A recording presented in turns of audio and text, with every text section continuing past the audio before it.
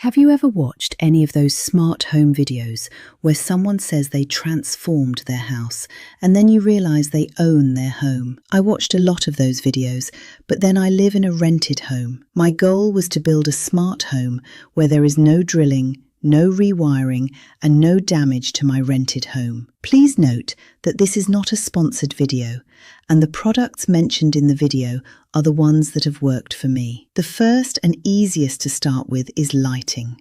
I am not going to pretend changing bulbs alone will transform your bill, but LED bulbs use 80% less electricity than halogen bulbs, and that's good enough for me to change all the light bulbs in the house to LED bulbs. Second, I got the warm, dim TP-Link Tapo L510E smart bulb. Before you buy, check the bulb fitting because many UK lamps use either E27 screw bulbs or B22 bayonet bulb. Ensure the screws are same as the original bulbs fitted. If you are replacing a normal 60-watt style bulb, look for something around 806 lumens because that gives you a better brightness level. For my living room, I got the Tapo L530B coloured bulb for the dimming and colour control, just to give that movie night vibe. I got the TP-Link Tapo smart plug for simple on and off control for the TV. I do not use the smart plug for my washing machine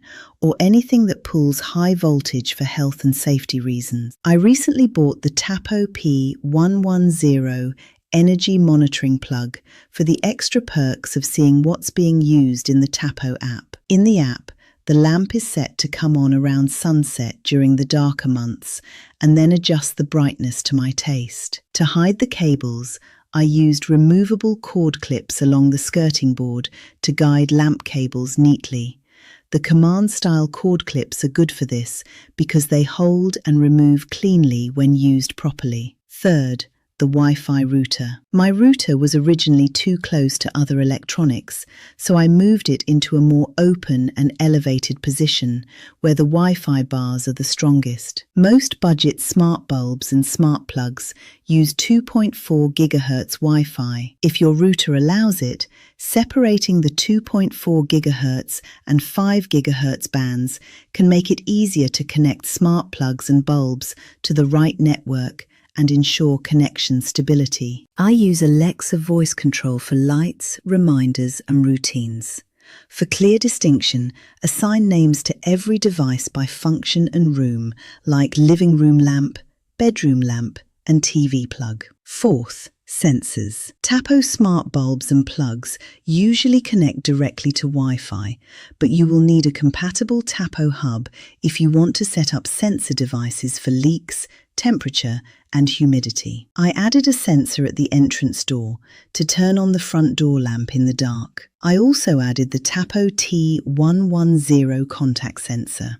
It comes in two pieces, the main sensor and a small magnet. The sensor and the magnet must sit close enough to each other for it to work.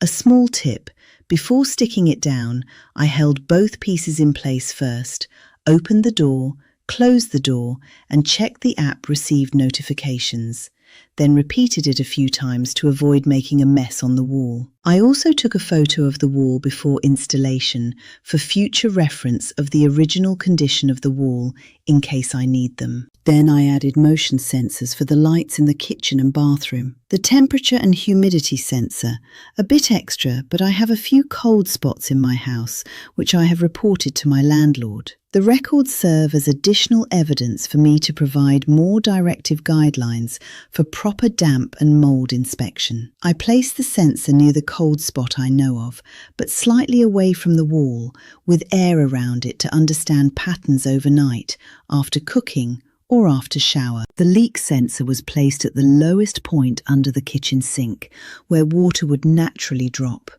with a small, shallow plastic tray under the sink area, so if the trap leaks, the water is collected and reaches the sensor quickly. To be sure it works, I tested it carefully with a tiny amount of water, confirmed the notification came through, dried it properly, and reset the alert. Lastly, heating. I could not touch anything without permission, but the data from the temperature sensors were good enough.